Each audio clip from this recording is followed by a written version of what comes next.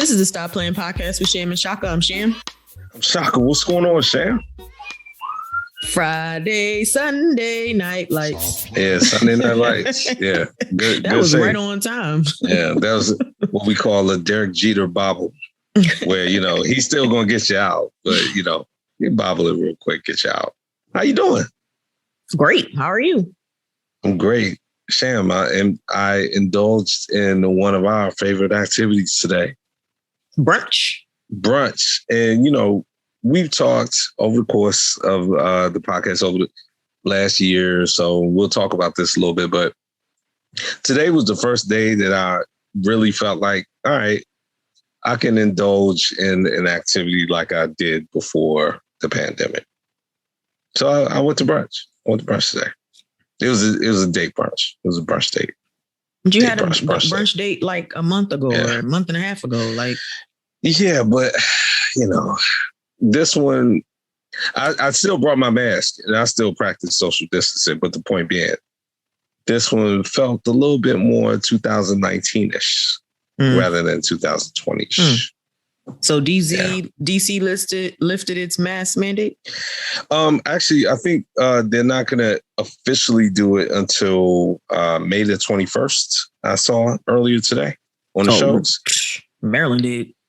Yeah. Well, Governor Hulk Hogan did it yesterday, and then I think it goes into effect officially at 5 p.m. tomorrow, Monday. Yeah, the 17th. But yeah. But look, again, I'm having fun about the brunch thing, but I went to a spot that I had been going to at certain points during the pandemic, the DC Wharf. We talked about the Wharf a long time ago, but this isn't the Wharf. The Wharf is big. So I go to a little spot. Different thing. Yeah. They do social distancing. They do masks. Everybody was safe. And we had a great time. It was good luck. It was good luck. I felt, Sham, the family may know by now, but whenever I go to brunch and I'm having a good time, I say mimosas on deck. So I said that today. It was good to say that for the first time in a while. Yeah, so I had a good time. How's your week been? You had a great time. Yeah. How's your week been? Solemn. Yeah. It's been a tough week. By the way, can you not? I mean, listen, I know we talk about it on the show, but let's not remind people when I went to brunch and with whom and for what. Now, we didn't say with whom, but these were two different parties. I mean, you tried to act like this is your first time going to brunch. I was like, dude, you just told us. And I guess the point being, can you not like put a spotlight on the fact that it's not? I mean, you said it in the episode the last time you went. We all heard it.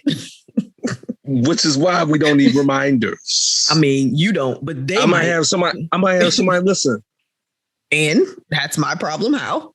And how is that? That is at a disservice. It's my problem. You're making listeners. A problem for me. Oh, well, you probably shouldn't overshare. Anywho. Anyway. So this week was a little bit solemn. So I lost 2 uncles this week.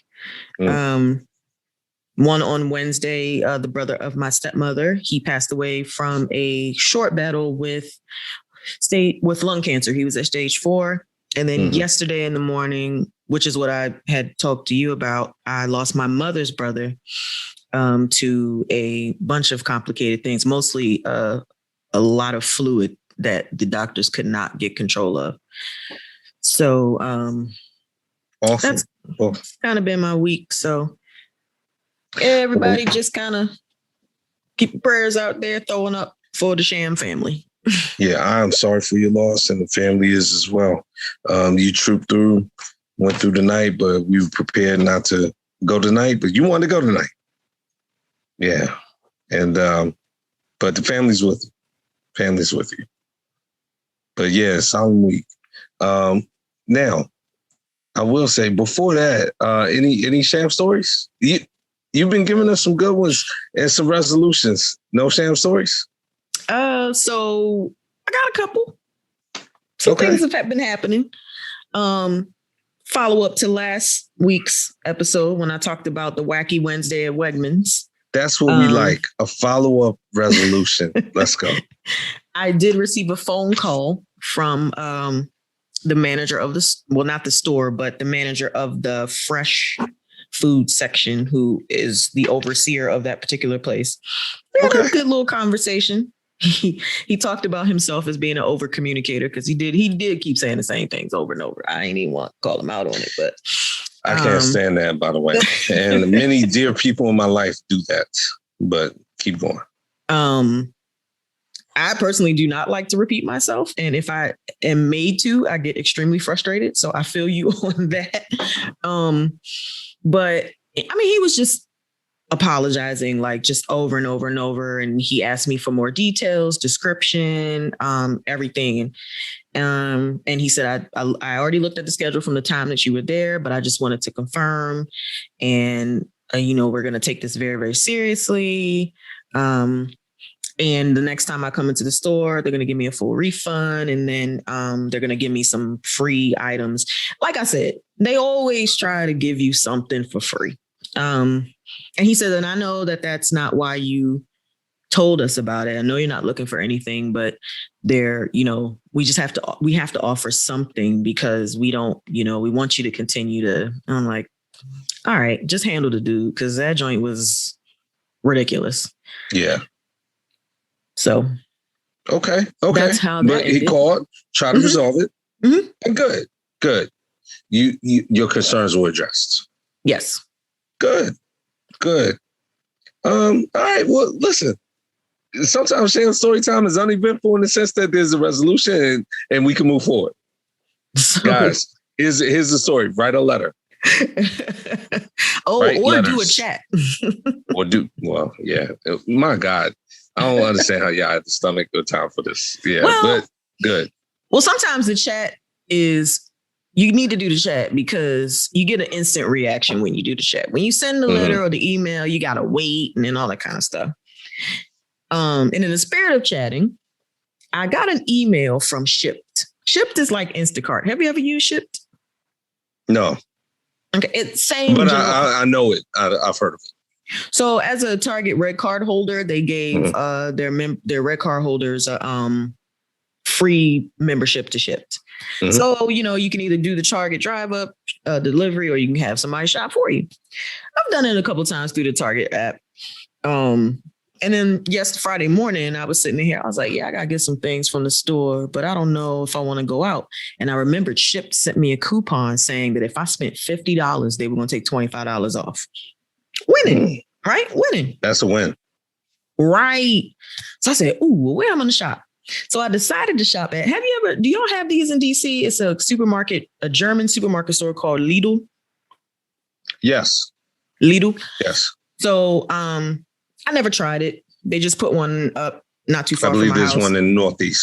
Yeah. Mm-hmm. It's like the competitor of Aldi. Yeah. Aldi. Yeah. Yes. Lidl was first. And there's definitely one in Bowie. How about, I read up on this, and apparently Lidl was first, and Aldi copied their whole. Yeah. I went down a rabbit hole on it. They stole their whole branding and everything. But anyway, so I did the Shipt order the night before. So Thursday night, so I could have it between 8 and 10 a.m. because I wanted to get it all into my house before I go out and do something. Okay. So put it all in there. Boom, boom, boom, boom. Got to like $51 and they took the $25 off. I was like, yes. Next morning, I wake up probably about 6:30. I'm like, all right, she'll let me know when she starts shopping, blah, blah, blah, blah. Had a shopper. I'm like, all right, 8:30, 9. No, she ain't start shopping yet.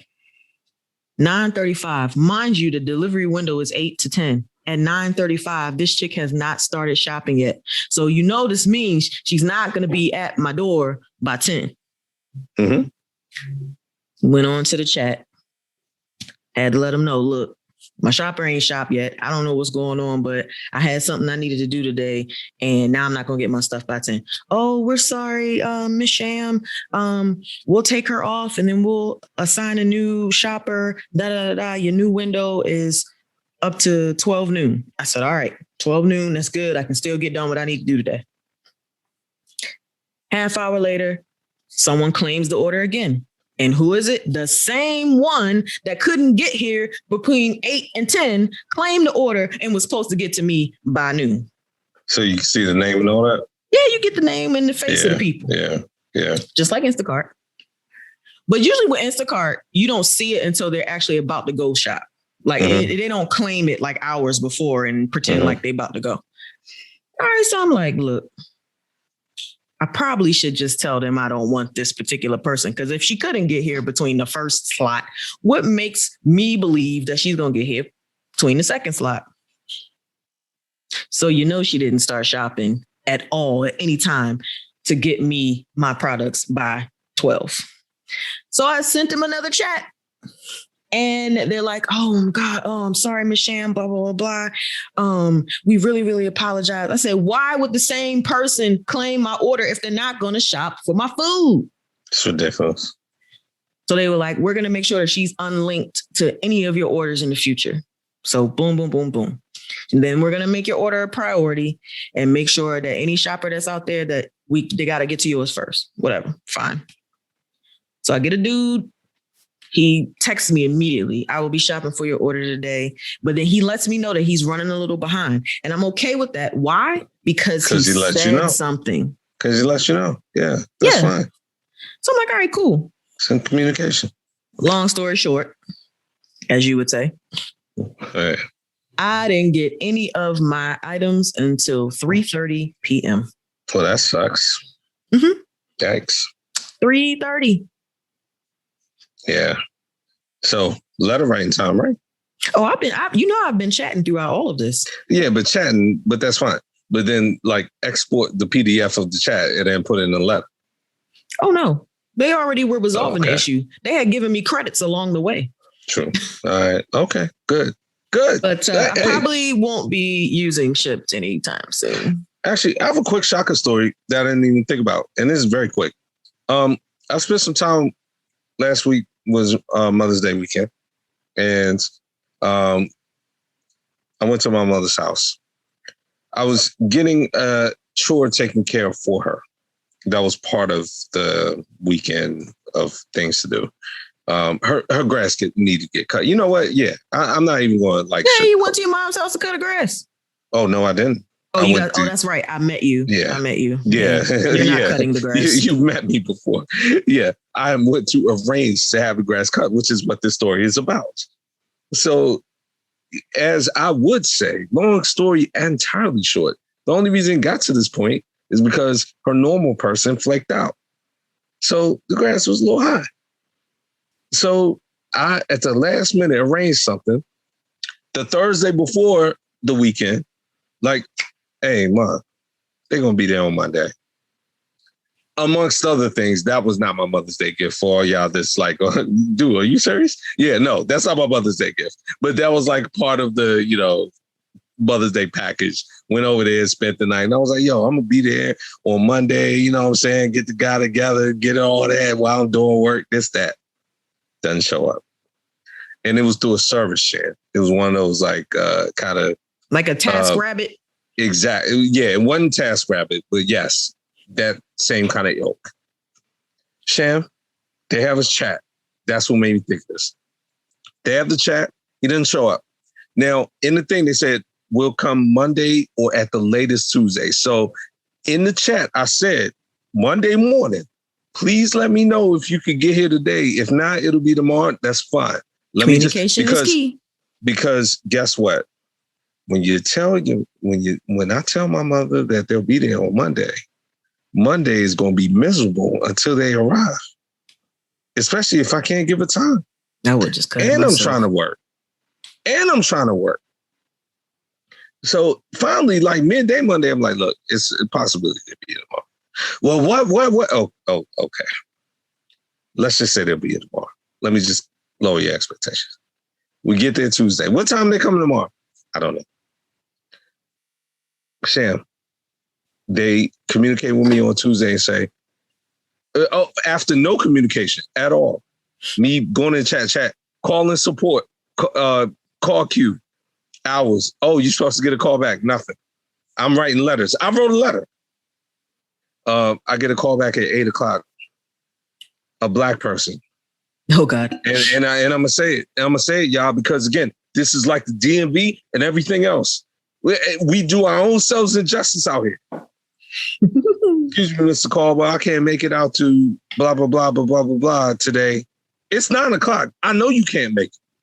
PM? Yes. Whoa, who was cutting grass that late? Due to a personal problem. And then went in the little queue and scheduled me for the following Monday. It's Tuesday night. It wasn't anyone else that could cut grass? Like they couldn't just pass the task off to someone else?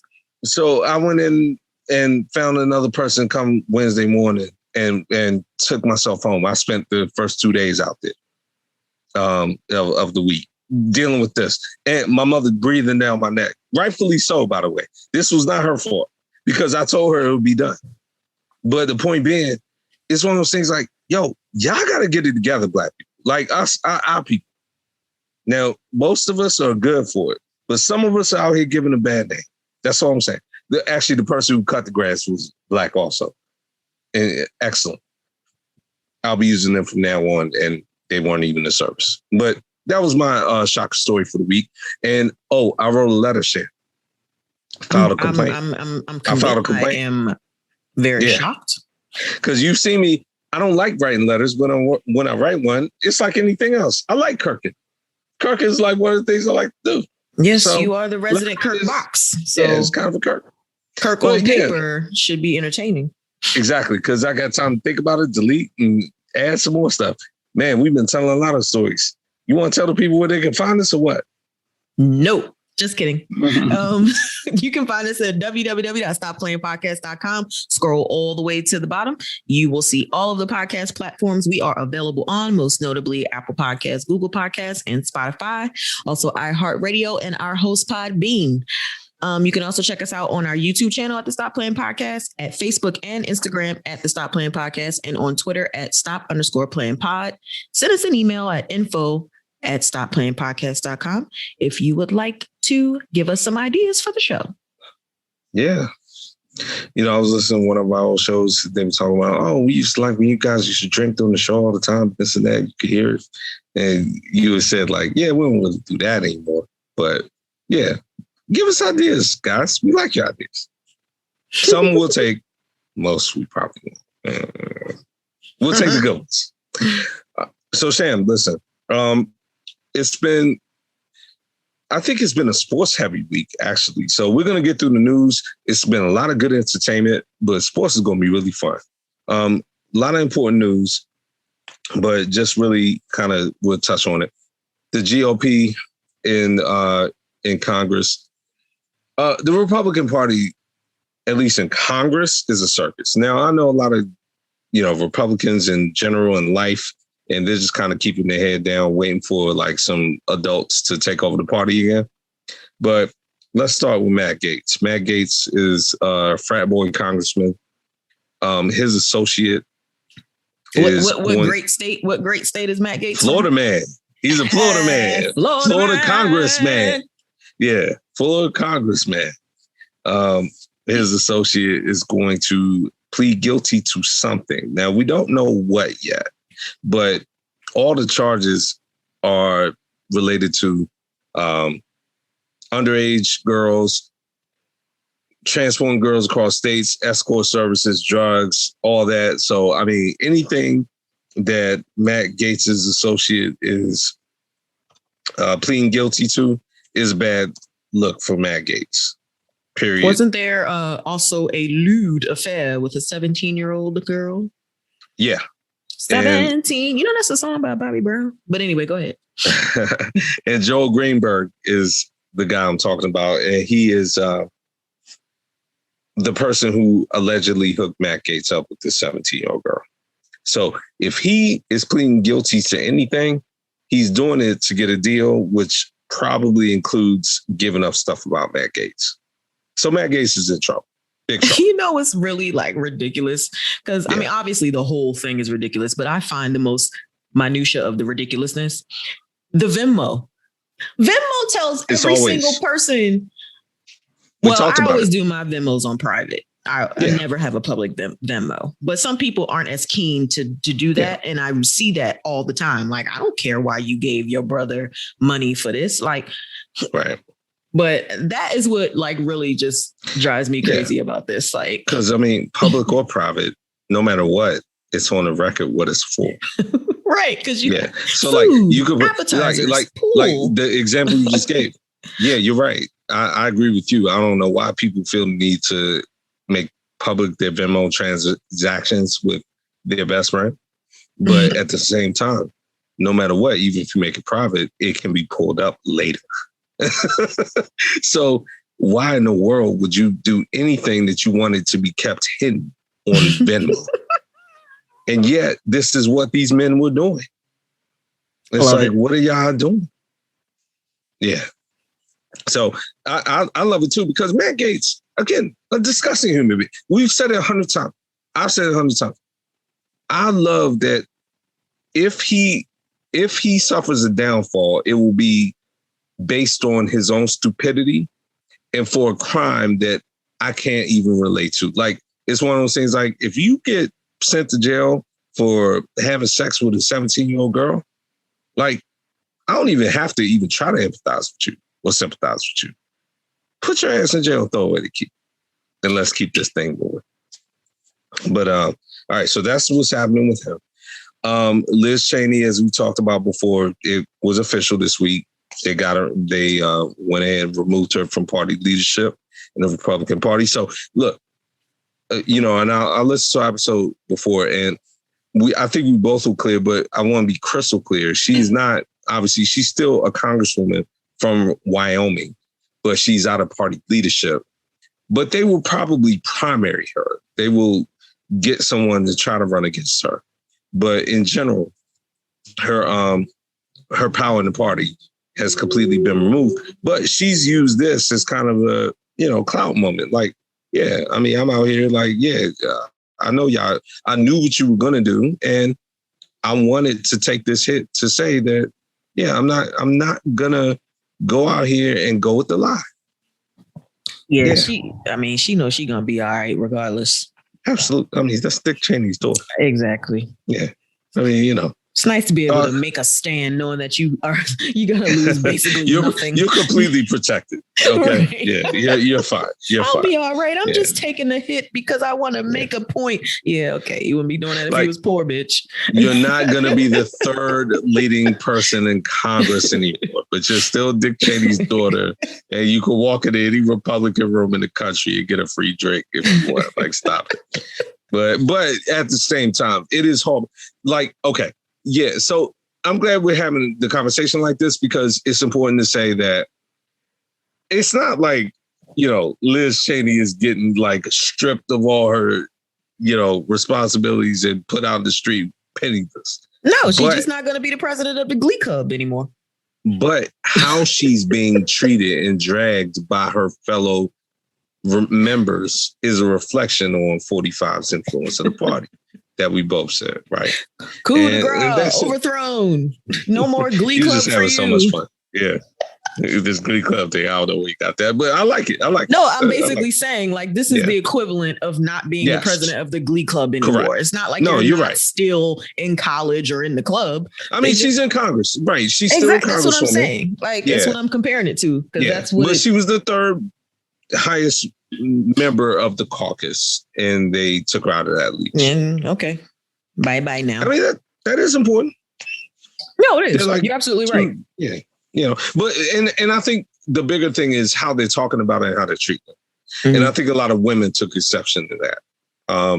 That they were just kind of like throwing her out there like she's just some emotional woman who won't leave 45 alone and move on and go to business because she's being emotional in their feelings. Like, that's how they're painting her. Consequently, that's what they're doing. Exactly. Well, right. And that's what she's saying. She's like, I'm actually the most logical person in the room right now. Yeah, none of y'all won't leave him alone. Y'all won't let it go and move on. I mean, if we want to get like colloquial, y'all being the hoes, I'm being like the. You know what I'm saying? Y'all being the hoes. Still trying to hold on to this fool. Like, what's wrong with y'all? Like, y'all are being hoes. I'm trying to move on and do business. Right. So that's what happened there. And and look, it's about Kevin McCarthy. Look, he's trying to be the speaker. He feels that he needs to join himself to 45. You know, every time I even see Kevin McCarthy, all I think is that phone call. Sham, they might subpoena him because they're now going to have hearings about the insurrection that came out this week. So Kevin McCarthy might get subpoenaed for his conversation with 45.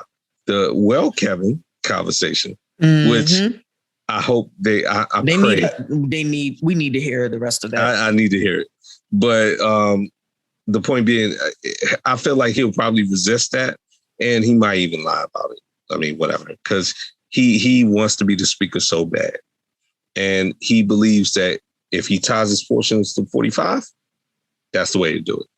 So that's what's happening with GOP. I mean, look, the Republican Party in Congress is just a mess. It's a circus. So that's what they're trying to do. Now, on to some serious news real quick. I mean, Sham, you can have 10 podcasts about this and can never cover it. So it's just really one of those things that it's so important. You got to mention, but I'm not even going to try to go down the rabbit hole on this. What was one of the biggest phrases when we were growing up? Peace in the Middle East. Yeah, about that. Yeah. That's so 80s. It's so 80s. And early 90s. And even in the 80s and the early 90s. And now we said it, but it just doesn't happen. It's the opposite. Like there's no peace in the Middle East ever. Period. And this week, Israel and Palestine, Hamas, obviously a group. Israelis will call them a terrorist group. Palestinians will call them a freedom fighter group. But the point being, there's been conflict with that this week. It's blown back up. Missiles fired both ways. I know a lot of people on both sides of this that feel very strongly about it. I have dived into this in my teenage years, and then I kind of laid off of the Middle East in my 20s, and I'm now getting back into getting information about it. So I'm going to save my takes for now and until I really dive back into my history. But my history, whatever, I mean, this thing goes back hundreds, thousands of years, and it's just so messy over there. But it's a bad situation. I will say this: America needs to, take a position and get the hell out of it. Period. My one position I feel confident in about the conflict in the Middle East: America doesn't help it, no matter what. No, we think we do, but we don't. We have made it worse. I feel confident in that position. But so that happened this week. And then no finally, peace in the East. Yeah, what do you think about that? I mean, any thoughts? Nah, not really. Yeah, no peace in the Middle East. I mean, that's one of the things. But yeah, you're right. The phrase peace in the Middle East was 80s, 90s. Yeah, everybody just used to say it and then throw up the peace sign. In the Middle East. Yeah. Rappers used to put it in a song. Yeah. Like, wait. Only because of rhyme. Yeah, it's such a damn shame. It's such an important issue. We Dr. Seussed it. But now finally, so look, pertinent to us, mask mandate lifted on Thursday by the CDC. That's funny. So, right. So here we are today, Sunday the 16th. On Thursday the 14th, 13th, CDC comes out, jack out of the box. Sham, it's frightening how many things during this pandemic are like, you would think with such a long, just serious issue that things will be planned and coordinated. But I feel like all these announcements just come out of nowhere. Yeah, they do. We have a vaccine. Oh, you can take your mask off. It's like, this is too serious to do that kind of stuff with. They've learned nothing in the last year.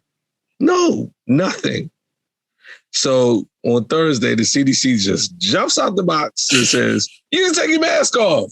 Everybody, if you've been vaccinated, take your mask off. And you know what? We're trusting everybody else. It's the honor system. I heard that word too many times this weekend, Sham. The honor system? We golf out here.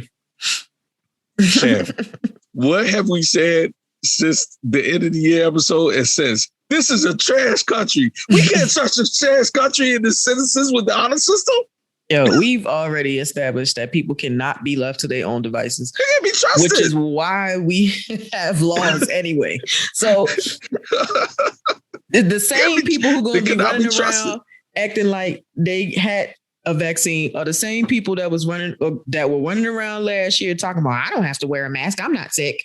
Right. They're going to be out here talking about, yeah, I'm vaccinated and what? And I'm like, no, beefing about masks. Right.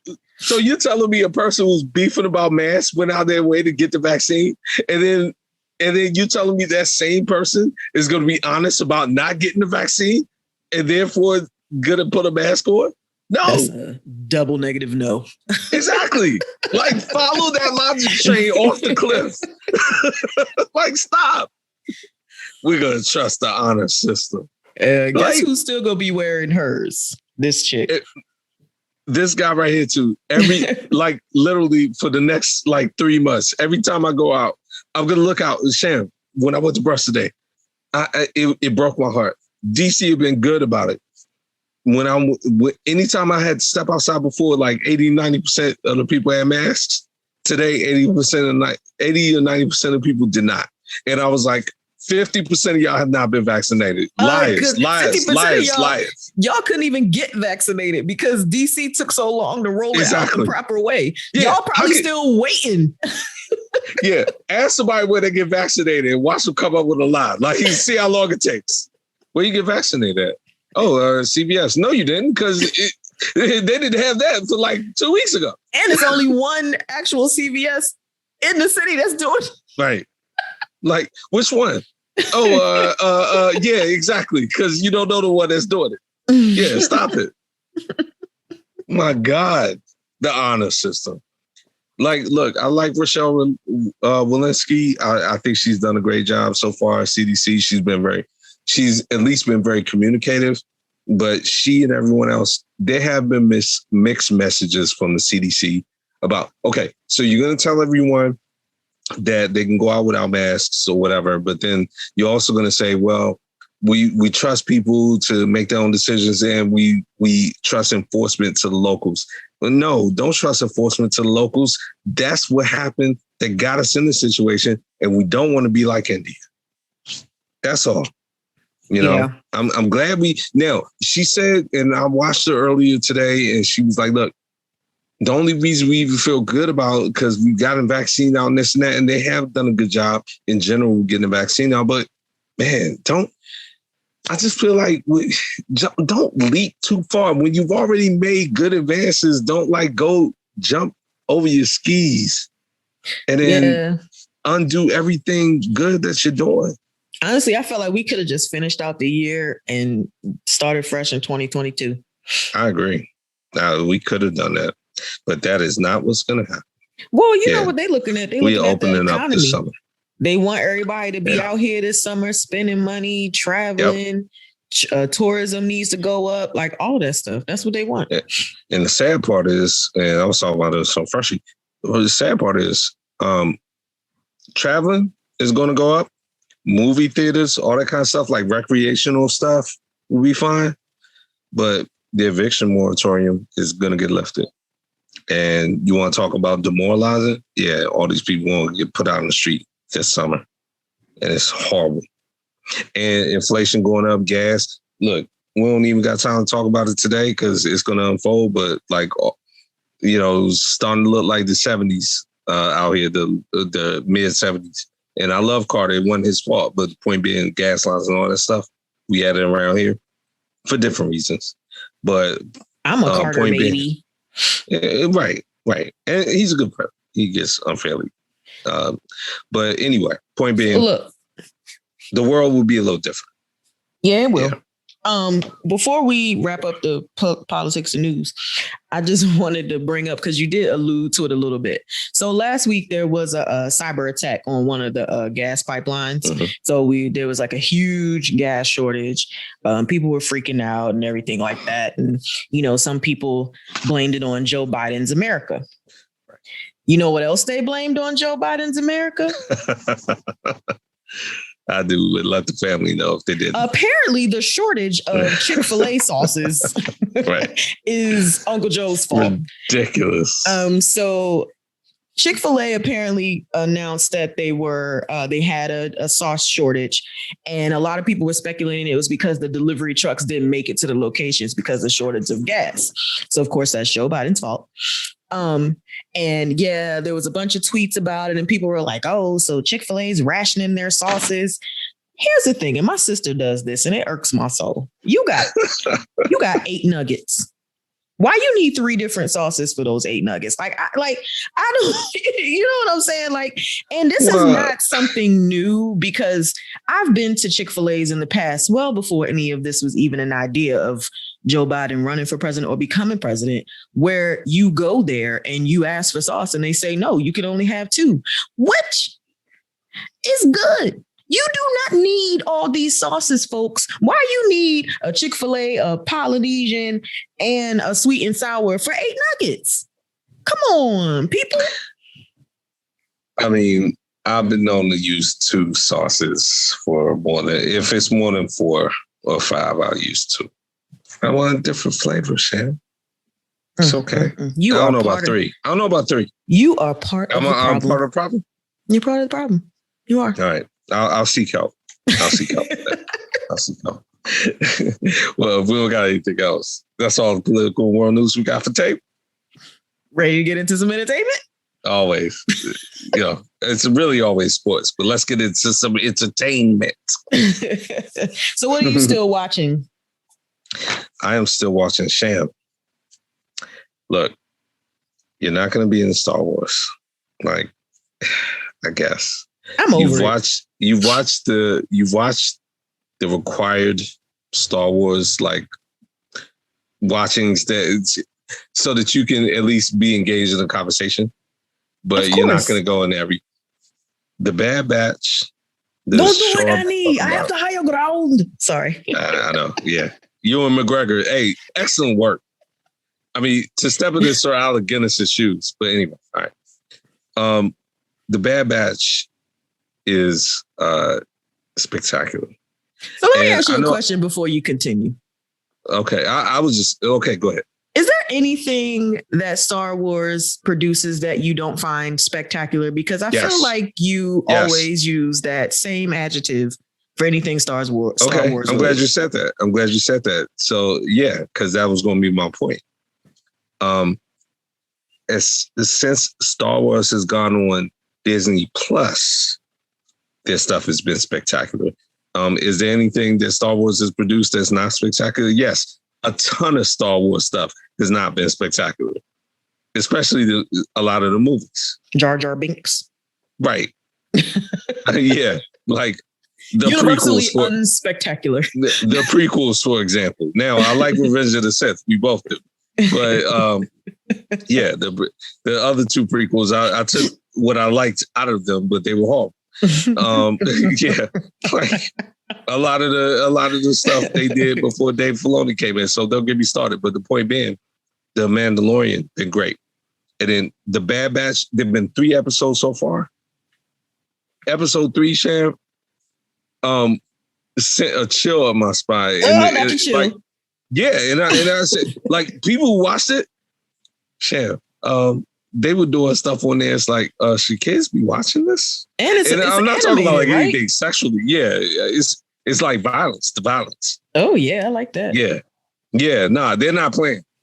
Like, they're doing like war crimes on there, and it's like, they're gonna have to cancel it like they did G.I. Joe. But people with it. Hey, it's Disney Plus, paying for it. But no, it's very good. And they have a child on there, child angle. The child wasn't involved in anything I was talking about just now, but they have a child angle on there. They're really, really developing the story. See, what I like is they put thought to it, and they're like, you know what? We're gonna like take this seriously. Mm-hmm. So I'm cool with it, and it's a very good watch. So I'm still watching that. Still watching SVU Organized Crime got renewed for season 2. Yeah, I saw that. I read that. I was like, man, that was fast. Yeah. You know that Law and Order SVU has been on. Oh, did I say SVU? Did I say organized crime? SVU? You said organized crime. Okay, cool. I did not realize that Law and Order SVU has been on for 21 seasons. Absolutely. I don't ever want to hear anybody complain about how long Grey's Anatomy has been on. SVU been on. SVU started in 99, 2000. Yeah. I'm just putting that out there. Like the next, I don't want to hear nobody say Grey's Anatomy been on too long. SVU been on for 21 seasons. I mean, the original Law and Order stayed on for 20 seasons. Original Law and Order started in 90, 91, and then like 2010. SVU started in like 99, 2000, and here we are. Yeah. It's been a while. And they did 10 of those seasons without stable. Again, stupid, in my opinion, but whatever. Somebody was watching it. Apparently. But yeah. So they renewed that, so I'm still watching that. And still watching Pennyworth, the Alfred thing on Epix. Shame, I got to start watching Godfather of Harlem. I got to start watching that. I got Epix now, so no excuses. I mean, yeah, you got it for that purpose. Yeah. So, yeah you got to put that to work. Yeah. Other than that, what you still watching? They just wrapped up the mid-season for Supergirl. They got her out of the Phantom Zone, so we're excited about that, I suppose. And still last season, correct? Final season. Okay. And then this Tuesday, they're bringing back Superman and Lois to continue from the first few episodes. On HBO Max, as you told me. So I can binge that whenever I want. Yeah, you can binge the first 6 right now. They're starting the 7th episode on the CW on Tuesday night. Yeah, and I'd rather watch it on HBO Max, no commercials. And exactly. And had I known that they were going to do that, I probably should have known, because they did that with Batwoman season 1, which, before you ask, no, I have not.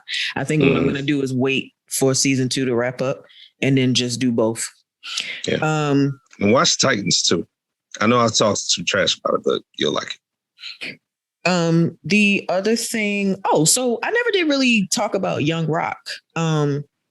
You did at first. I touched on it, but then they had the season finale last week, I want to say.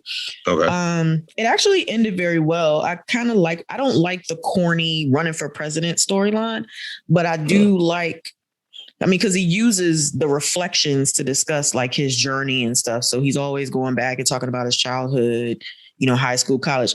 There was one particular episode that I thought was very interesting, and it was the one where both Warren Sapp and Ray Lewis were introduced, because he was talking about how Warren Sapp took his starting spot because he wasn't a defensive end at first. He was, I forgot what other position he had played at first. Maybe it was cornerback or something. It was something else. But then he got moved to, and he took Dwayne Johnson, the Rock spot.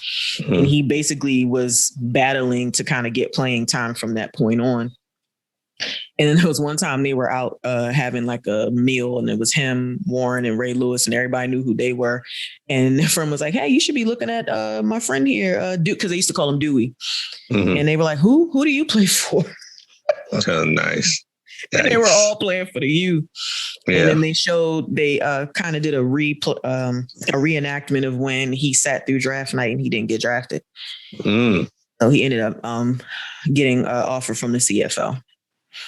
So that's kind of like how the show wrapped up. I didn't read whether or not there's going to be a season 2 yet. I mean, I think The Rock has so much cachet out here. I'm sure they'll just give him season after season. Because they gave him 5 seasons of Ballers. I was about to say Ballers. Like, I didn't hear Shinola about that, and it just got season after season on HBO, and they don't usually do that. You got to have dumb like clout and all that to keep getting season after season. Yeah. So no, he'll get. I think he'll definitely get at least a season 2, no question. Yeah, well, I'll be very surprised. I'll be very surprised if he does. I'll put it that way. They gave Keenan a season 2, so if they don't give Young Rock a season 2, yes, I didn't see that announcement. Keenan.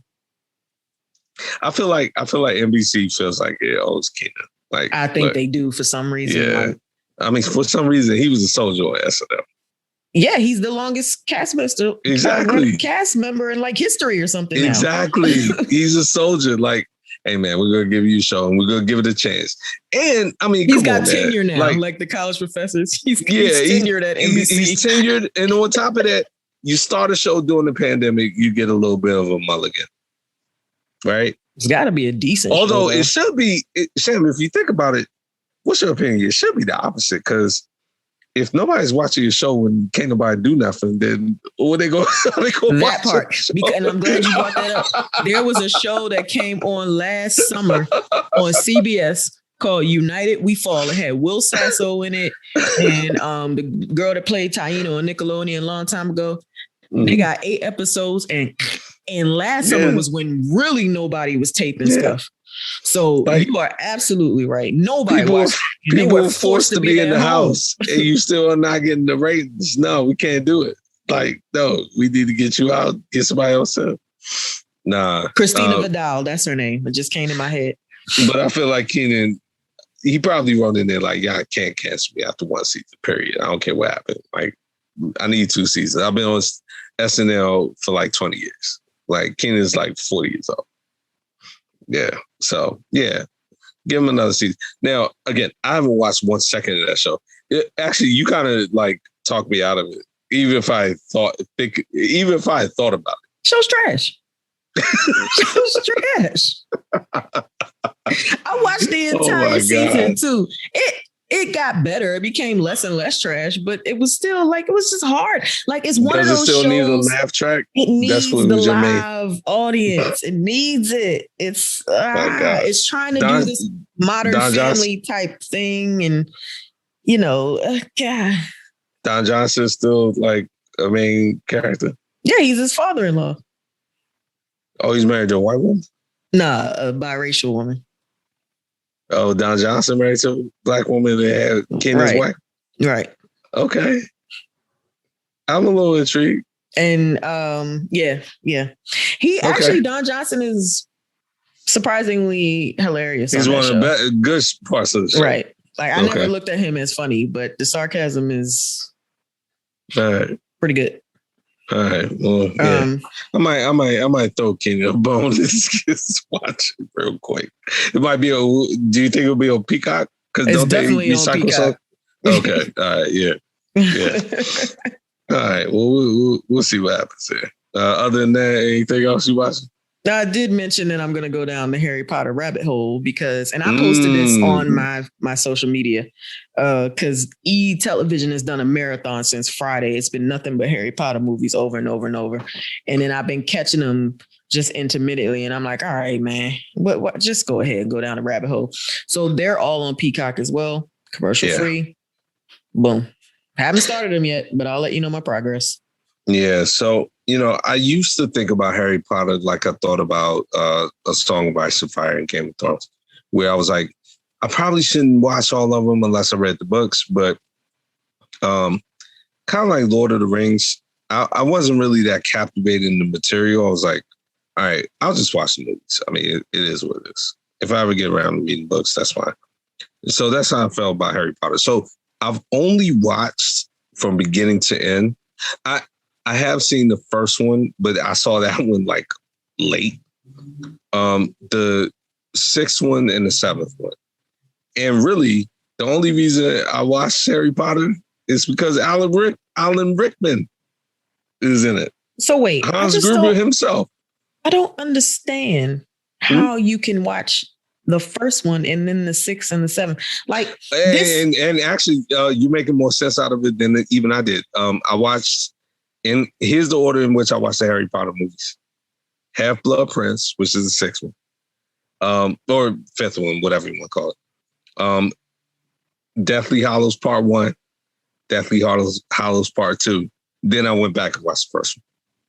That's the order in which I watched it. Because I felt like I knew like what... I had a summary of what it was about up to that point. I am disgusted by this. I know. I wanted to make sure I told you, because you were about to say I watched the first one and I skipped it and all that. No, I didn't. That would have been disgusting, but no, I didn't. I did something even more disgusting. I did even something more disgusting. I can't. Yeah. If I feel I got a good summary and I don't feel like I need to get all the way up to date, I'm good. I don't know anything about what happens in those movies. I just know they're wizards. That's all I know. Yeah. So I am. No, it's very well done though. I've heard the books are very good. I will get around to them. I'm not reading nobody's books. Nah. Yeah, you and I had a conversation about that one time. That maybe one day we'll share with the family. My attention span cannot hold a book. Yeah. Fam, spoiler alert. Sham bought a book one time for somebody she respects. And I asked her if she read it. She was like, no, I just bought the book to support. That ain't no spoiler alert. We talked about that on the show when I went to go see Charlamagne the God. I just wanted to meet him. I forgot we actually fleshed that out. Yeah. How you gonna buy the book and not read it? I did not buy the book. I bought the ticket to see him. The book came with the ticket. Okay. However you want to slice it. But anyway. So, okay. Well, enjoy the Harry Potter movies. Let me know. The parts of the movies I saw were very good and very emotional, which makes me want to read the books.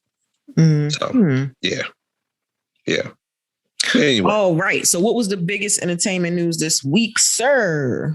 A show after 20 years? Man, it struck me how long. They said 19 seasons. Yep. Yeah. Or seasons. Yeah, you're right. You know, seasons of TV are like, 3 or 4 months sometimes. But anyway, talk shows, they're like a school year. Yeah. So Ellen DeGeneres called it quits. Now, that would have been a story in and of itself. And it is a story. Ellen, we actually talked about her a little bit last year. Had a little controversy with some things coming out about how she treated her staff, what the environment was like. Guests had talked about it. Former employees had talked about it. So she'd been in the news, what have you. But it seemed like she kind of guided the ship through that. Yeah, pandemic notwithstanding, still standing. And then all of a sudden the other day, she calls it quits, says she's going to leave. It says, I want to move on to another challenge. The show's not challenging it for her anymore. My friend said, how about you just chill out and spend time with your wife? And Portia, is that her name? Portia de Rossi. Mm-hmm. Yeah. She used to be on Ally McBeal. Yep. Yeah. But so, okay. That's the story in of itself. Then, Sham. All right. So Ellen is on daytime. She's talk show host. Who else is a talk show hostess during that time? A1 Wendy Williams. Why don't you take over the retelling of this, how this developed this week? So in her Hot Topics, which she does every day, she talked about what we just talked about, how Ellen is leaving after 19 years. She started out very graceful about it. She said, 19 years is a very good one. Congratulations to you, Ellen. And then she goes and she talks about all she's been through on those 19 years, the workplace conditions, which she believes, Wendy, that she's leaving because of the workplace conditions. Her quote was, we all know people who work there and people who worked here themselves, she said, referring to her own show. Right. But she said, 19 years is a good long run, but it's also 19 years of exposing you for the person you really are. Referring to Ellen. And apparently after she announced her departure from the show, she said something about how all of her guests were happy guests. And Wendy was like, I was a guest. I wasn't happy. So it takes me back to when Wendy Williams was going through her troubles in her marriage. Mm-hmm. They had that car accident, had all that stuff and, whatever, possible suicide, whatever it was. And you wanted to have sympathy for Wendy Williams. Mm-hmm. And even in that, we said at the time, Wendy Williams, you get back what you put out. Now, I like how you said it because it's appropriate. All Wendy Williams really had to do in this situation, and I understand that little segment that she has is for spilling tea and all that. But all she really had to do in this situation, say, especially since that's a colleague, that's a rival, whatever you want to call it, competitor, she's been on, we've been in the same business. I know how hard this is, whatever. There are like a million things you could say to be graceful. As you said, that was the proper word. She started out graceful. She could have ended it gracefully and then moved on to her other tea. Because she herself knows how hard it is. And I guarantee you, the conditions on Wendy Williams' set are equal, if not worse, to the conditions on Ellen DeGeneres' set. It's probably a different set of problems, but all the same problems. Because Wendy Williams deals in mess. And I guarantee you, she treats her people just as badly as Ellen treated hers, if not worse. So whenever that tea gets spilled, like, I don't want to hear nobody talking about feeling bad for Wendy Williams because she indulges in stuff like this. I can't stand Wendy Williams. You know, again, Pac told us about Wendy Williams back in 95. So I'm cool. I'm cool. I will never watch her show. Never. I respect it. I respect that she's been in business this long and done what she did, but whatever. I'm sorry. You get ready to go. Go ahead. I see your point and I received that. I think, though, even though she was being a little shady about it, when she mentioned, like, you know, being on the air in 19 years and then it exposes you for the person you really are type thing, I think she was saying that twofold. Like, okay, she was saying it to be shady towards Ellen, obviously, but I also think she was saying that because that's what happened to her in the time that she's been, you know, her life has been exposed. She's been exposed for who she really is, like from a personal level. So when she said that part, I was like, okay, you being a little shady, but you know what that's like. And the other thing is, you kind of talked a little bit about this, but they are like not a sisterhood, but more of an exclusive club. Yeah. Of what they do. They share the same profession, and you rarely see anyone in like that realm talk badly or you know, snickety about other people in that realm. Correct. But you know, she rounded it out at the end and saying, you know, good luck with everything you're doing. You've been on for 19 years. We should all be so lucky. But the thing that she said, good luck. I know you like to buy houses and do projects. You've got pet food, whatever you want to do. That part cracked me. Wow, I didn't know about that. Yeah. But look, my smoke for Wendy is very light. I feel like you know who she is, you know what she does. That's why my smoke is heavy. Because it's like, can you not do that for once? You see what I'm saying? Like, basically what you're saying is why my smoke is heavier. Because it's like, for once, can you just not? For all the reasons you just said. I'm liking what you just said. That wouldn't be genuine at all. She's who she is. No, but I'm not asking her to be fake. I'm just asking her to like not lean into it. That's all I'm saying. Like you said, you just said, there are times when, because you understand you're working in an industry, I liken it to like, I use this about NFL coaches. It's a fraternity. Like, I don't like that coach, but I understand how hard the job is. So I'm not going to like get up on the podium and say that dude can't coach. Like, that's crazy.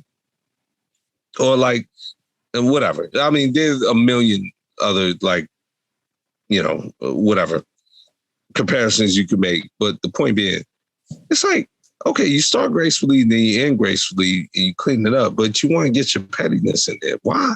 Like, stop. And on top of that, you got all the time in the world now because she's not even on anymore.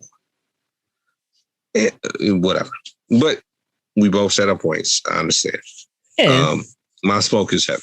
Wendy being I can't stand stuff like that. Yeah, I just can't. It's ridiculous.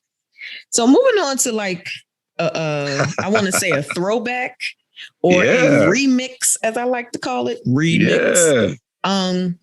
It's Bennifer 2.0. So Jennifer Lopez and Ben Affleck have gotten back together, which I feel like she just broke up with Alex Rodriguez like last week, but whatever. So the A-Rod piece I want to put in real quick, they told him about this. He said, go Yankees, and then went about his business.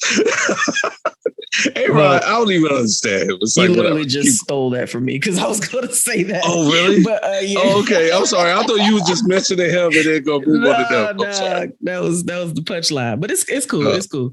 Because they did ask him about it and they were like, oh, what are you thinking? He was like, he was very like kind of. He's hurt. He was hurt. So the only thing that he could muster was go Yankees because, Ben Affleck's a big Red Sox fan. He's from Boston. Right. But yeah, so apparently, and, she's always kind of been like obsessed with him. Like, I don't know where people get these adjectives, but I think maybe she always kind of thought of him as the one that got away, kind of. Yeah. So, they were out vacationing, and then, Bennifer became a thing again, and they split up in 2004. Nah, it's been a minute. It's crazy because you say she thinks it was one that got away. They were together. Then when they broke up, they both got married and had their children with different people. He married people. Jennifer Garner he married Jennifer Garner, and she married the musician Mark Anthony. Mark Anthony, thank you. And each of them had at least 2, if not 3 kids with each one of them. They got 5 total.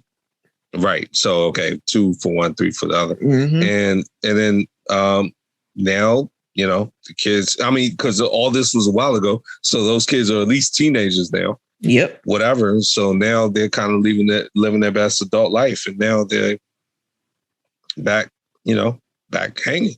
And, when we both said when J-Lo was with Alex Rodriguez, because Alex Rodriguez, of course, we talked through that through detail about his marital situation, his kids and all that. But the point being, they have both reached an age where they've had a marriage and had kids. And it's like, okay, now we're just growing, we're just living our best life. And it looked like we were happy for them. It looked like they were having a great time. Yeah. And we're happy for them. But it's like, all right, well, that don't work. Now we happy for y'all. Listen, Ben Affleck has gotten back good in my eyes. He was never bad in my eyes, but I like the Ben Affleck Batman. I'll tell you that. A lot of people don't. I do. Did you like the Batman or do you like the Bruce Wayne? Because I feel like you have to separate them. Both. I'm still Val Kilmer, Bruce Wayne. Christian Bale, Batman. Actually, I'm Michael Keaton, Batman. Top Batman in terms of just how Batman is supposed to act. Ben Affleck is how Batman probably is supposed to look and fight. And Christian Bale probably by hair is probably the best Bruce Wayne. But yeah. So good luck to them. We'll see how this plays out. I wonder how Puff feels about this. Nah, you know what? It's no one cares anymore. Yeah, no. No one cares how he feels about anything anymore. We just look. If we're gonna take a trip back to the arts, let's just do all of it. He was like, "What? You couldn't do the remix with me?" Hey, those memes where it's like, I'm gonna tell my kids that this is what this was like. Like, how are you gonna tell your kids that if Jennifer Lopez and Ben Affleck end up being back together, how you gonna tell your kids her trek through? Okay, so there's Puff, there's definitely Mark Anthony, the backup dancer that she married for 2 seconds. Oh, Chris Judd.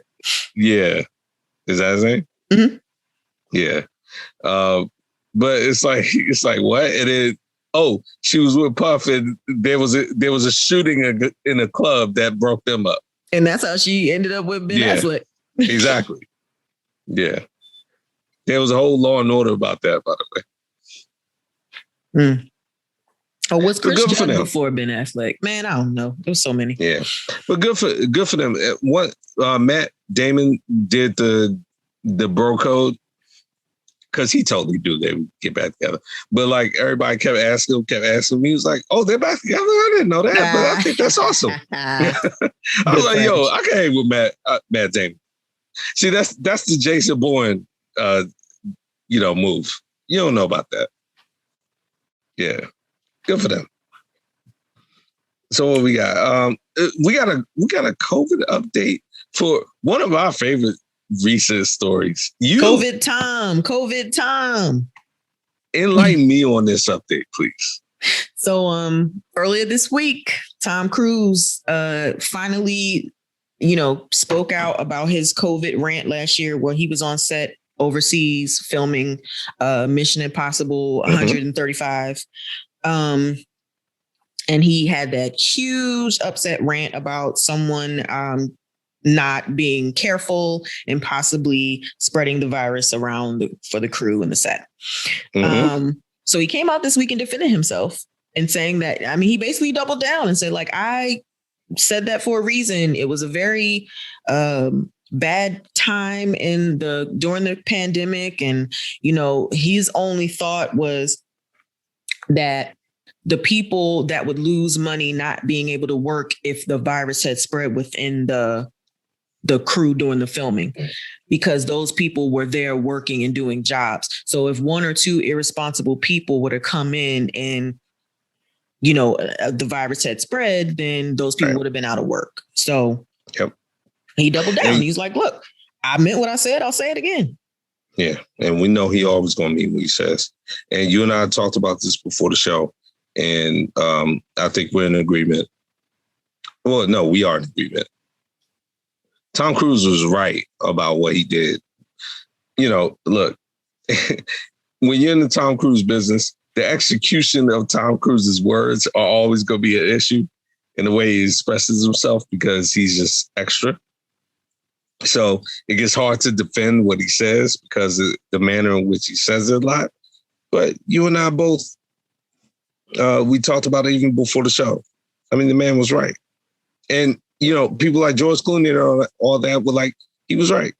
Now, you and I talked about, and we've said it on the show, what his motivations beyond just the safety of the crew may have been. Scientology related. That's another show for another day. But in a vacuum, nah. Like, look, Sam, you don't have to say it. I'll say it. Tom Cruise was a slightly more spastic version of Shaka telling people to take the vaccine. Like, that's how I was acting. He was a whole cookbox. That's how I was acting. Yeah. Like, stop what you're doing. Stop what you're talking about. I don't want to talk to you. I don't care about anything you have to say. I don't care about your opinion. Take the vaccine, then I'll care about your opinion. And, I'm not saying that's right, but that's how I was acting. So I can relate. Yeah. I can relate. Yeah. And I wanted to say it so that you didn't have to say it. Yeah. Hey, it's fine. Kirk Box 1 and 2. And finally, we're going to wrap up the entertainment section. So HBO Max has a premiere date for the new Friends reunion that's coming up. They also shared a teaser. And actually, it's going to premiere in a couple weeks. The end of this month. I haven't seen the teaser, Sam. I have not watched the teaser either. And I saw you put this in the outline. And I was like, God, when did this teaser come out? And why haven't I seen it? Actually, I'm lying. I did see the teaser. The teaser is only about 5 seconds long. And it's just the 6 of them holding hands walking. And it's a shot of them from the rear. But it's clearly like now them, like they're older. It's now them. And look, the reunion is just that. It's a reunion. They're just going to be sitting around. Oh, sitting around. Talking about. So it's not an episode. No, it's not like a reboot or anything like that. It's just them sitting around reflecting about, what it was like to work on the show. They're going to have a bunch of guests. They're going to have Reese Witherspoon come on. She played Rachel's sister. They're going to have. They should have Christina Applegate come on. Oh, the other sister. She won an Emmy for playing the other sister. She absolutely did. Sidebar, Christina Applegate deserves whatever she gets. A spectacular actress. Awesome. Yeah. And Dead to Me on Netflix is everything. Yeah. So it'll be available on May 27th. And although I am very kind of upset that they're not doing an actual show. Yeah, I wish they would. There is going to be a segment where they're going to do like a table read. So they will be reenacting some of their characters in the moment. Awesome. And they're going to show us that? Yes, that'll be part of it. That's great. I mean, they're not going to do it. I don't feel like people appreciate the sandwich a bit as much as we do. Sandwich. Yeah, that needs to be done. But they're definitely going to do probably we're on a break and all that stuff. They're going to do that. You and I talked about you had my attention to. So here, I like how we talk about different entertainment stories and sometimes they come together. You were talking about Paramount Plus a couple of episodes ago when you were talking about Christine Taylor, Ben Stiller's wife, and how she was on Hey Dude and how Hey Dude was on. Christine Taylor was the girl that Ross was thinking about getting with when he ended up getting back with Rachel when they went to the beach and she wrote that long ass letter that he didn't read and they broke up again. Right. And he ended up breaking up with her because Rachel convinced her to shave her head. Exactly. She shaved her head and left. Right. That was Christine Taylor. Yeah, I know. Yeah. Marsha Brady. I know you know. But yeah. Marsha Brady in the Brady movies.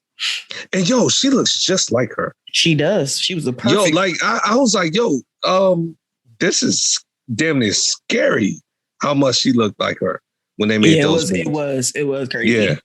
Yeah. Like she looks just like her. But anyway, all right. I don't want to go too far in the rabbit hole. But the point being, I just like how that came together because we had been just talking about her.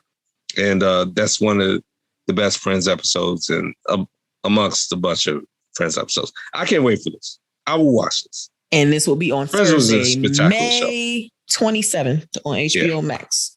So you ready to get into some sports? Always. Let's go. Got a lot of good sports stuff. So look, it's deserving of a mention because it always just grabs everybody's attention this time of year. And a friend of ours, and I saw you jump on this too. So Kentucky Derby. So the Kentucky Derby this year had a bit of scandal.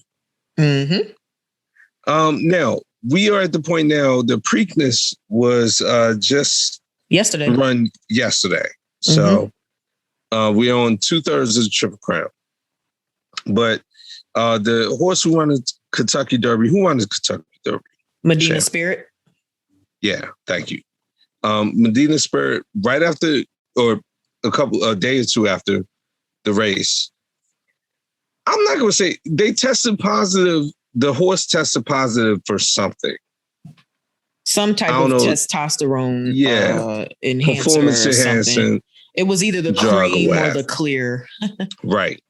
And then there were all a bunch of stories. Somebody put something in the hay and the horse ate it accidentally. Like, and then Bob Baffert was like, there was a cream. He did mention there must have been some type of cream or something. The cream. It's like, did they inject the horse in the ass? Like the baseball players, they're like, come on. But hey, they puffed up enough smoke and got the horse cleared for the Preakness. So this is what I don't understand about this horse racing thing. Like, a horse tests positive for a banned substance, and then he gets to race in the next Triple Crown race after 2 days of just arguing about it. Like, what are you even saying? But if you watch the Preakness, as I did, Medina Spirit was noticeably not as good as he was at the Kentucky Derby. He got walked down. So as one of our friends, a friend of the show who we reference quite a bit, as I've come to realize, so the walk down filled his pockets quite heavily as he then proceeded to proclaim across the social media world. Yeah. But the actual winner of the Preakness was Ron Bauer. Yes. Yeah. I don't bet on horses. I can't do that. Like, I don't bet on sports, period. Honestly. I did bet on the Preakness in 2019. I picked 3 horses and they all placed. I randomly picked them. I picked my long shot placed, and then the two that I thought were going to be first and second placed. So I made a couple dollars off of that. But it was clearly just off of beginner's luck because I read some articles, read the odds, kind of did my little assessment, deductive reasoning and stuff. And then that's how I got the 3 best horses. But I can tell you right now, there's no way I probably would have picked Brumbauer. So like I just, And I think you told us on the show when you won some money from horse racing last year. Yeah. Yeah. Yep. I can't do it. I can't bet on sports. I'm already too emotionally invested in sports. Anyway, yeah, you can't do it. And I've said, I can't do it. No, you can't do it. Yeah. I will say this. I'll be a best case. I would not, if I was a horse racing fan or something, I probably would not. Like, I would never bet on like the Eagles or like Duke or like teams that I'm personally invested in. I would not bet on them per se. But because it was like this fleeting thing, I was like, I'll put a couple dollars on it just for fun type thing. But yeah, I couldn't be as into it as our friend. Yeah. But hey, good for him. Came up. So that's a development story though, because I mean, now it's not really that relevant because, the horse didn't win the Preakness, but the fact that there's an investigation still from the Kentucky Derby that will still play out now. The last leg, I keep forgetting what's the last leg called? The Triple Crown? Oh, the Belmont. Belmont. Thank you. That's a totally different thing. The Kentucky Derby and the Preakness are sprints. The Belmont is more that's a long, Yeah. So typically the horse that wins either one of the first two isn't really expected to win the Belmont. It's very rare that there is a Triple Crown, and that's why. Exactly. So that's that. Now on to some, prescient sports. I mean, that was prescient, but the bigger sports. We got the playing situation. Sham, my Wizards won today, beat Charlotte. So now they will be the 8th seed. So we got the NBA playing situation. Well, no, I'm sorry. They'll be the 8th seed. No. They're the 8th seed in the play-in situation. Oh, yeah. Because, that weird thing. 8, 9, 10. Yeah, 7, 8, 9, 10. There's a play-in. Right. And the Wizards are number 10. No. I guess that's what I'm looking at. Yeah, you're looking at something old. The Wizards locked themselves into the play-in a couple of days ago. They had to beat Charlotte today, and Indiana lost yesterday to the Lakers. So Indiana is number 9. The Wizards number 8. So the play-in tournament is 7, 8, 9, 10. Okay, I got the real playoff picture. Okay. Boston is 7. Yep. The Wizards We're playing 8. Boston. Yep. Indiana is 9, and Charlotte is 10. So y'all start with Charlotte by beating them. Correct. So the winner of those will be the 7th and 8th seeds. Correct. In the actual first round of the playoffs. So all we have to do is beat Boston, and we will become the 7th seed, point blank. How is Boston that bad? They've had a lot of injuries. They're so much better on paper. Yeah, they are. Nah, Brad Stevens, I think he's a good coach, but the seat is a little warm up there for him. Yeah. They're talking about either releasing him or he's going to move on to someplace else. Yep. She's a little hot up there. So Boston, we play Boston for our playing, and then Charlotte and Indiana play for their playing.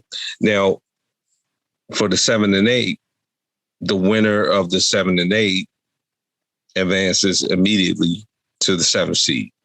Right. The loser of the 7 and 8 has to kind of wait or whatever. I mean, they have to play the winner of the 9, 10. 9 and 10. They play for the 8th seed. They play for the 8th seed. So there you go. So someone said that because Miami, I guess, went on a tear. Like they won like 8 straight games to end the season or whatever, and they beat Philadelphia. And somebody said that they should be worried. I don't think so. I think Philadelphia probably was like, yeah, we got this and we don't need to do much more work. And they got in, but the Knicks, they went from nowhere to the 4th seed like fast. Yeah. Which is strange to say that the Knicks. I want to play the Knicks. Of course you do. Because an annoyingly large amount of our friends are from New York. And all they're telling us is how good the Knicks are. Which, look, Knicks have had a great season. Tom Thibodeau. I mean, that's what this is about. I mean, honestly, the way that this bracket is set up, y'all probably wouldn't play the Knicks unless you made it to the final. Right. So there's that. But I will say this, and I'm going to sound like a homer, and that's fine. The way the Wizards have been playing this last month and a half, that's possible. Because Russell Westbrook for president. And I know he leaves his brain at home. But Russ and Brad, I'm good. I like what we're doing. He hit another career milestone this week by passing Oscar Robertson. Yep. Robertson, as the all-time triple doubles leader. Yes, ma'am. So that's a great accomplishment for Russ. The Western Conference pitcher has the Lakers at the 7th and Golden State Warriors at the 8th, which is hilarious to me. That's hilarious. This is like, oh my God. Like, the mighty have fallen. And then Memphis and the San Antonio Spurs, again, a mighty has fallen. San Antonio Spurs are 9th and 10th, respectively. But you know what? The Spurs respect. Like if Pop could finagle this and get them in, like Pop's working with nothing down there, basically. But the Lakers and the Warriors scrapping this out to crawl into the playoffs is hilarious. I love it. Gosh, think about the last 10 years in the NBA Finals and who was in them. Golden State, the Lakers, and the Spurs. And also Miami. But or remove even the team. Golden State, the Spurs, or LeBron James. Like one of those three had won. You're right. Or in it. Cleveland, LA, and Miami, and LeBron James. You're right. And like all of those people now scraping to get in. Yep. So Utah has obviously been the first seed. I mean, they have been pretty much steadily leading the NBA since day one. You got Phoenix at second. Look, talk about Russell Westbrook for president. Chris Paul for president. Yeah. I mean, you add Chris and Stir, and you have an instant playoff team. Because look at how Phoenix has risen. Absolutely. Since he got there. And you got Denver very at good. 3. So a lot of times I don't catch those. I caught that one.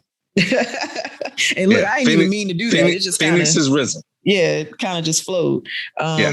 Denver, then the Clippers, who are 4th, which we've talked about the Clippers at great length, and neither one of us understand the philosophy there. We just don't. And then Toronto, Portland, and Toronto, you don't have another coach's plays to countermand. So I guess they got to go by your plays. Well, the players run that team. Well, that's my point. When it's easier to countermand someone else's orders than to actually like provide leadership. One theory. Yeah. I mean, we kind of figured when he got the job that it was probably going to be that way, and it has not disappointed. Right. We'll see. We'll see. But look, NBA playoffs are always one of my favorite times of the year. A little later than usual, of course, because of COVID. So I can't wait. Obviously, I will be devastated if my Wizards don't actually like finish the job and actually get into the playoffs. They're just in the play-in. But once they get in, I'll be fully invested in Sham. I'll be a basket case. Yeah, the fact that you use adjectives like devastated and basket case means like, dude, take a breather. Yes, I'm fully invested in this. God. Listen, I could be hyperbolic. I mean, I love my friend. I love my friends and family, and I'm not gonna like trip over the Wizards off that. But like once I get into the game, nah, like that's it. And Russ for president, for real. Like we talked about it. The NBA has turned to crap, and I hate it. And we've talked a few times about how we like Russ even before then. And then when Russ came and when they were doing badly, it was breaking my heart because I was trying to defend him and I just couldn't. But he was hurt. But now that Russ has actually like done Russ stuff and helped our team succeed, I'm so happy. And I want us to go to the playoffs. And Sham, real quick on the NBA before we go to the next story. On the flip side, so John Wall, listen, through no fault of his own, Houston trash. He's bounced back like physically by himself, but Houston is trash. The worst team in the league by far. And a quick John Wall story, they ran a poll on social media about John Wall for the fans saying, are we going to trade him? Is he going to leave or is he going to come back? That was the question on the team website. And fans were chiming in. John Wall, verified website, Sham. John Wall himself was like he's going to leave. I think he should retire. Now, There's nowhere to go. He's had no comment yet, but everybody like eyeballs, the eyeball memes came on after that. This happened yesterday, and that's the story that we use. Yeah. I like it. Yeah. I don't blame him. I mean, get out of there. It's trash. But yeah. So what we got? What we got next? Sham, did you watch the Basketball Hall of Fame? I did watch it. I knew you would. That was a rhetorical question just for the family. Tell us all about it. It was a nice enshrinement. A little awkward at times. How so? Just some of, when people who aren't comedians try to be funny, it just doesn't work. That type of awkward. Can I get an example? When Vanessa Bryant tried to throw in a few jokes during her thing, and they just didn't go over well. Well, she gets a pass. Yeah, but it's like she doesn't have the timing. So, when you're reading off of a prompter and then you try to throw in a joke, you don't get the timing of it because you're just reading words. You're not, taking the breath in between. Oh, she was reading the prompter? Yeah. She clearly had written something. Who else? Tim Duncan did not. He went off the cuff. And I saw an image of Tim Duncan. When did he decide it would be a good idea to just go dreads and like do what he wants? And I know Tim Duncan is West Indian. I understand that. But like what? It makes him look a lot younger though, too. Like he looked crazy. I didn't have much of a problem with it. At first glance, I was like, whoa, why'd he do that? And then after I was watching it for a while, I was like, okay, yeah, let him live. A lot of guys were sweating Vanessa Bryant. It's actually kind of like crazy. I mean, she's attractive. I mean, yeah. I've seen guys sweat lesser attractive women, so nothing surprises me. I got you on that. But hers was very heartfelt. It was more of a love letter to him than an acceptance speech. She did, thank a bunch of people. Michael Jordan welcomed, so he walked her up, and so this was very awkward. Everyone else who was there as a welcomer. So Michael Jordan welcomed two people, Kobe Bryant, and the coach for the women's coach at Baylor. The name just escapes me. He walked her and welcomed her as well. So he's just standing there behind them. Meanwhile, everyone else that got welcomed, they had chairs for them. I don't know if Mike was just like, look, I ain't sitting down. I want to stand or whatever. But he was the only one that was standing. And he did it both times. First time I thought, well, maybe they forgot to bring him a chair because when Tim Duncan came out, David Robinson had a seat. Mm-hmm. But then when he walked Vanessa up, he just stood there too. And he was smiling and crying. Michael Jordan is a well full of tears. Right. Like for such a tough guy, I mean, he's a fountain. He is a fountain. And, he loves some Kobe. So, yeah. Interestingly, Tamika Catchings, who my favorite WNBA player of all time, hands down, love Tamika Catchings. So I was very happy to see her. And, she has a speech impediment and she's hearing impaired. So she's legally hearing impaired. Okay. But she has some great one-liners. Like she was reading off of a teleprompter too, but she had some great little jokes here and there. Kevin Garnett was hilarious, as you would imagine. Kevin Garnett is very funny. Mm-hmm. But I was surprised that the two people who welcomed Tamika Catchings were Alonzo Mourning and Dawn Staley. Now, Dawn Staley, not surprisingly, because we know how I feel about her. We talked about her recently. But Alonzo Mourning. So when she says that the reason when he was up there was because ever since she first saw him play, she modeled her game after his. And I said, interesting. I never thought of Tamika Catchings as much of a flopper and a whiner over foul calls, but that's not, but I didn't see it. Like watching her play, it reminds me nothing of Alonzo Mourning and the way that he played, but whatever, that's her inspiration. Have at it. Rudy Tomjanovich, he gave a great speech. I was wondering if he was going to bring up the Lakers at any point. That's awesome, man. He didn't? He talked specifically about the Rockets and, Hakeem Olajuwon welcomed him. Yeah. And that was a great moment. He said, I would have never accomplished anything that I accomplished in Houston without you. You were without Rudy T. That's awesome. No. Rudy T said that to Hakeem. Okay. I mean, either one. Yeah. That's great, though. Yeah. And that's no lie. That's no cap. Yeah. Baddest center I ever saw play. I mean, Shaq is still looking for Hakeem, one of Hakeem's fakes. Yeah. Now. Yeah. He's still dancing around him, going to the basket. Correct. So, I mean, but there was some highs and some lows. It was definitely sad because there was there was 3 posthumous ones. Eddie Sutton, his kids accepted for him. A gentleman that just passed last year. I think he worked in the front office, I want to say. I think one of his children did. And then, of course, Kobe Bryant. Yeah. Well, good. I was talking to my friends earlier. Every year where there's the Hall of Fame ceremony for basketball, question comes up. Have you ever changed your position about what is your position, number one? I think you've stated before, but I'll ask you to restate it. And then will you change it? Do you believe that there should be a separation of Hall of Fames for basketball like there's for football?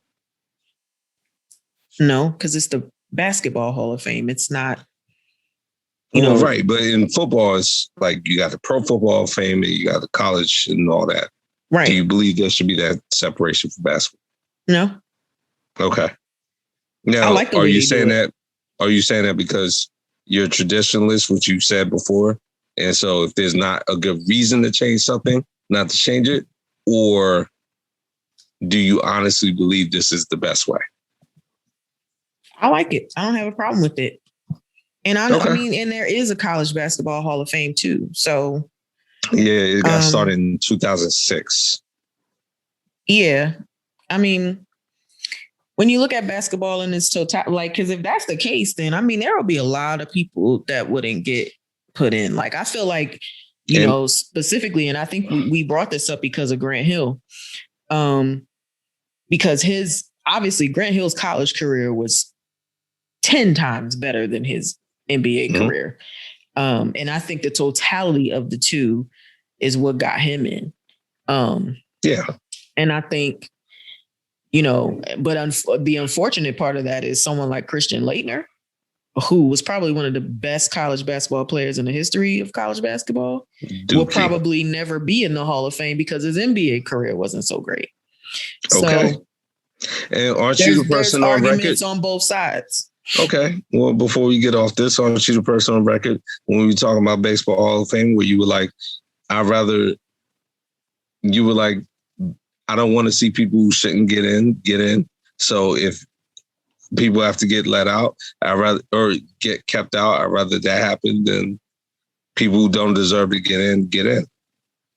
You said that about baseball. They was just sneaking baseball. They was just sneaking in. Okay, like but randos. I guess the point being, doesn't it apply to? It doesn't matter. Like if we're talking about the Hall of Fame, we're talking about the Hall of Fame. I mean, I said what I said. Okay, all right. There's no amount of rationing and reasoning that's going to make me change my opinion. All right, no problem. Now, all right, sounds good. Basketball Hall of Fame. You and I disagree on that. And you're in the majority. I hate the way the Basketball Hall of Fame set up. I've said it on the show before. It needs to be separated.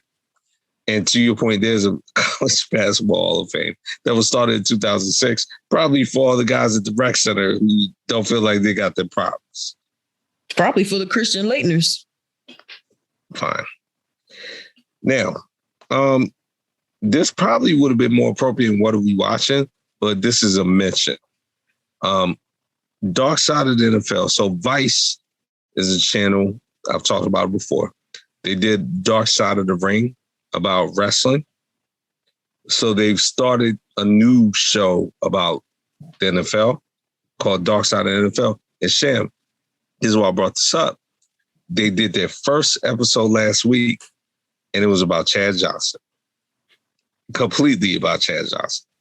And they had like Jamil Hill and all these people talking about, and they basically, and Chad himself, and they basically like went through his old career and highlighted like all his tapes and all this stuff and how good a receiver he was. And they went through the whole thing. It had Marvin Lewis on there, and they talked about just all the forces that contributed to both the highs and lows of his career.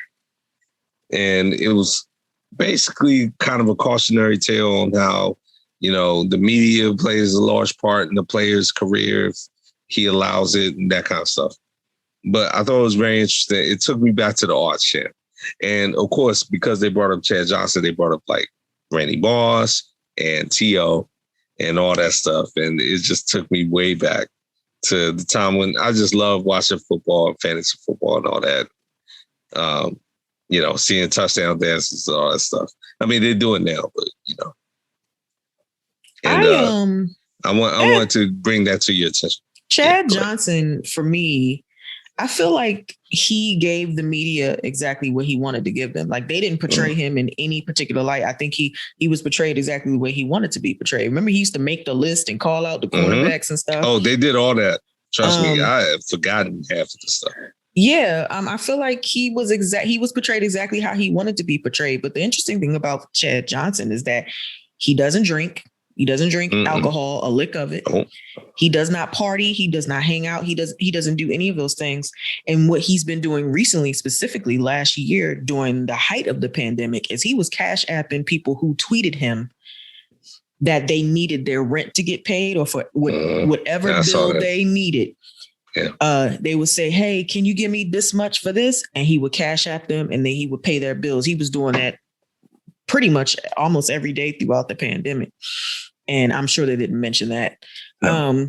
But like, I always enjoyed watching Chad Johnson. One part of his life I did not enjoy was when he was married to Evelyn Lozada and he put his hands on her. Head butter. Yeah, he had butter. Awful. Yeah. And they talked about that.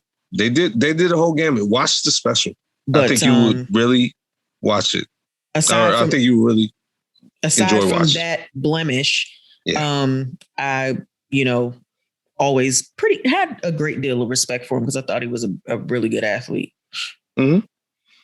And that TJ Houshmandzadeh probably had the most screen time.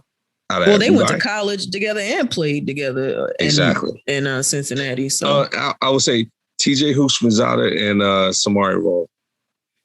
The two of them had the most screen time on it. And actually, again, a friend of ours was watching with me, and it brought us back took us back to the aughts where they had the ESPN fantasy football commercial. It was like, TJ, who's your mama? TJ, who's... And it was like, are you talking about TJ Houshmandzadeh? Yeah, put it on the board. Championship. You remember that commercial? I do. The fantasy football commercial? Yeah. Like we pulled it up. But point being, it took us back in that time. And it showed all the people on there that he was talking trash to. He was talking trash to Ray Lewis. He was talking trash to everybody. They did the whole thing. Great watch. Great watch. But yeah, Chad seems to be in a good place.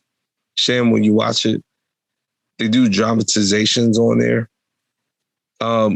Chad Johnson was in peak physical shape. They had a dude on there that looked like he ate Chad Johnson. Like when he was mimicking him, it was like, what are you guys doing? Dramatization. Exactly. Exactly. Just show if you're not going to do it correctly, like, right. Stop. But anyway, you're trying to do it like the ID channel. But see, ID channel gets it better. hey, family. Sham said the ID channel because she knows I watch it. And, she knows I touch her. The ID channel does it right. Yeah, my sister watches it too. Yeah. Discovery Plus. About you. I know, but, when it's on the show, it is. Yeah. Now. Okay. Sham. Yes.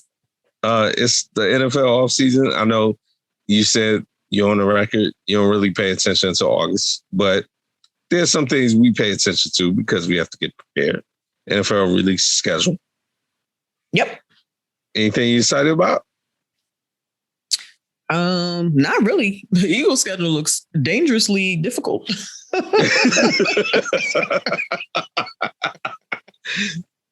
Why does it look difficult? I was like, dang, Kansas City week 4. Shit. Sorry, man.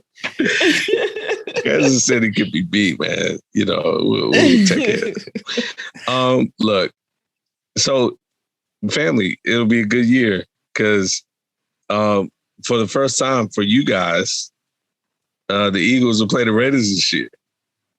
And hilarity was too.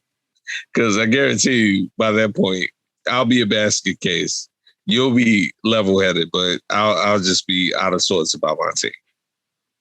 Because I'll be in the middle of October, I believe. And that's what, week 6, 7? Yeah, no, forget it. Yo, season's over. Yeah. 24th, the Eagles are going to be like 2-4, and y'all will have nothing to worry about. I mean, look, we're going to have Aaron Rodgers, so what you talking about? But not. See, that's kind of stupid stuff I'm on right now, y'all. Nah, but okay. A couple quick things. So, AFC West plays the NFCs. Now, Washington football team, I would have loved it if the Raiders played Washington here. That would have been great. But no, they're going to come out to the stadium, to Vegas. I'm going to try to make some Vegas trips this year. I can't make the Eagles trip. So we can't do a live show from there. That would have been great. Would you have been willing to do that on game day? I'm not going to talk about Eagles Raiders football games. You're not going to do that? No, I haven't. No. But I will try to be there. That is probably, I talked about this before. Every year I look at the schedule. I look at some of the away games and see if there's any place I'd like to visit. And because there's a new stadium there and because it's Vegas and it'll be warm in October, I think I will try to make it out to that one. So I told you the reason I don't think I'll be able to make it, but if I can accomplish the things I want to accomplish family-wise before then, that'll be a good reason for my family to allow me to come because my family loves Sham. And so if they know that Sham's going to Vegas, yes, that's exactly what I'll do. No shame. I just thought of it. No shame. I just thought of it. And you know what? The idea is taking root. So, yeah. But I'm excited about the schedule. One thing, Sham, I don't know if this is the case for the Eagles. My Washington football team friends are livid. You and I talked about how they smush all the division games and all that. Mm-hmm. Apparently for the Washington football team, They played one division game at the beginning. Like, I believe they played the Giants week 3. 2. Yeah, week 2, I think, actually, on Thursday Night Football. And then after that, Sham, they played 5 division games in the last weeks of the season. And that's it. Mm-hmm. That's how ours is too. That's how they did everybody. I don't know if they did everybody because we're not like that. I think we have. No, 3. I mean I said everybody in the NFC East. That's what I'm saying. In the East, that's absurd.